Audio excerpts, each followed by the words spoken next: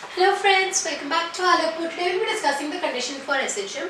SHM is simple harmonic motion जैसा आपको पता ही होगा. And simple harmonic motion एक periodic oscillatory motion होती है जो एक specific equation को follow करती है. That is the condition for SHM. And that equation is F is directly proportional to minus x. Right? F क्या है जो force लग रही है और x है जो displacement हो रहा है direction opposite to that. मतलब बेसिकली जितनी दूर घसीट के लेके जाओगे उतनी जोर से वो चिल्लाएगा कि नहीं मुझे वापस सेंटर लेके जाओ. और ये जो नेगेटिव साइन है यही इसकी एटीट्यूड प्रॉब्लम है कि ऑपोजिट डायरेक्शन में जाना चाहता है. राइट. इसी इक्वेशन को अगर हमें डिराइव करना हो इस रिलेशनशिप को, देखिए मान लो we have this wall right और ये स्प्रिंग इस पे लगी हुई है और स्प्रिंग कांस्टेंट के और ये ब्लॉक लगा हुआ है ऑफ मास है. तो इसमें हम क्या हुआ थोड़ा सा ये मूव किया और मूव करने के बाद ये स्प्रिंग एक्सटेंड हो गई कुछ x से एक्सटेंड हो गई. राइट. कुछ x से एक्सटेंड हो गई तो डिस्प्लेसमेंट हुआ x का. अच्छा जब ये x डिस्प्लेसमेंट हुआ तो ये जो ब्लॉक है ये कुछ a एक्सेलरेशन से गया होगा. राइट. अच्छा तो ये ब्लॉक पे कितनी फोर्स लगी ma. F is equal to ma और ये जो स्प्रिंग है इसने kx फोर्स इस तरफ लगाई तो इस पे जो लगी वो kx इस तरफ लगी opposite direction. So minus kx मतलब स्प्रिंग पे जो फोर्स होती है spring force that is kx right minus kx because direction उल्टी है. तो F is directly proportional to minus x equal to minus kx. अब इसको मैं डिराइव करने वाला. देखिए एक्सेलरेशन होती है rate of change of velocity. Velocity होती है rate of change of displacement d square x upon dt square. तो मैं बेसिकली ये कहना चाहती हूँ कि m d square x upon dt square plus के एक्स बराबर 0 या फिर d square x upon dt square plus k upon m times x बराबर 0. इसी इक्वेशन को कई बार इस k अपॉन m को हम ओमेगा स्क्वायर से भी रिप्लेस कर देते हैं. फिर omega is equal to under root k upon right. और जब हम इस इक्वेशन को सॉल्व करते हैं तो x की वैल्यू आती है a cos omega t plus five.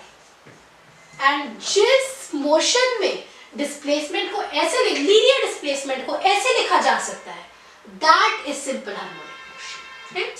अच्छा ये तो हमने बात कर ली लीनियर की. Now if we were to get to angular, मान लो पेंडुलम है. राइट.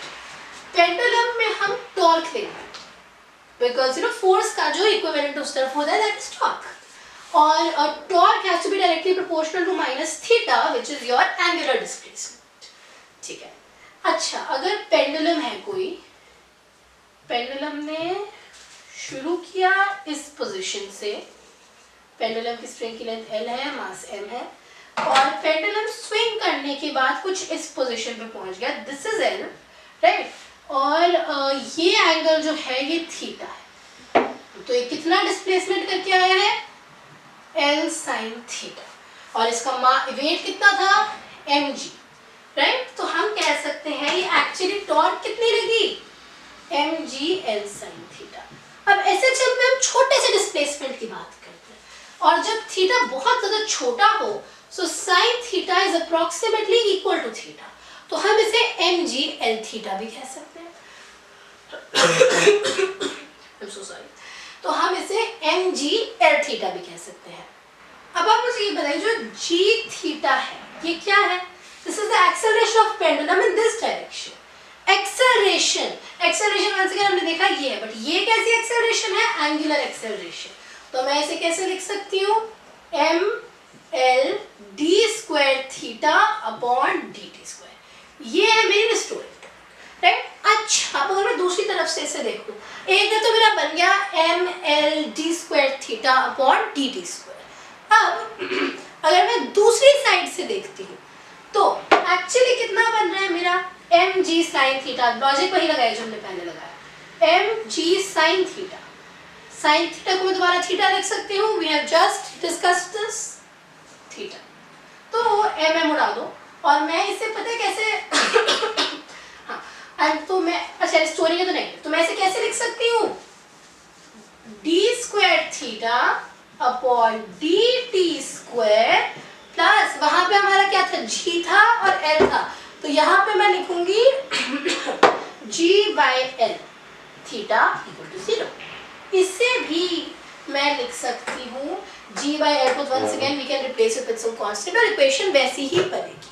अच्छा, लेकिन यहाँ पे मान लो कोई छोटी सी आर्क है जिसकी लेंथ थी x equal to L theta. हमें पता ना सर्कल की आर्क कैसे निकालते हैं, रेडियस इनटू एंगल, तो हमने ऐसे एल थीटा निकाली आर्क जिसकी लेंथ x है which is equal to L theta. और हमने इस आर्क से कह दिया देखो d² x इक्वल टू ये, मतलब मैं इस इक्वेशन में अगर थीटा की जगह x डाल देती हूँ हर जगह, that will be d² x upon dt² plus g upon l। और थीटा देखो d² x upon ये होगा 1 upon l अगर मैं यहाँ कर दूँ तो, राइट। तो इसे मैं एक्चुअली लिख सकती हूँ 1 upon l plus g upon l। Theta को मैं क्या लिख सकती हूँ x upon l equal to 0।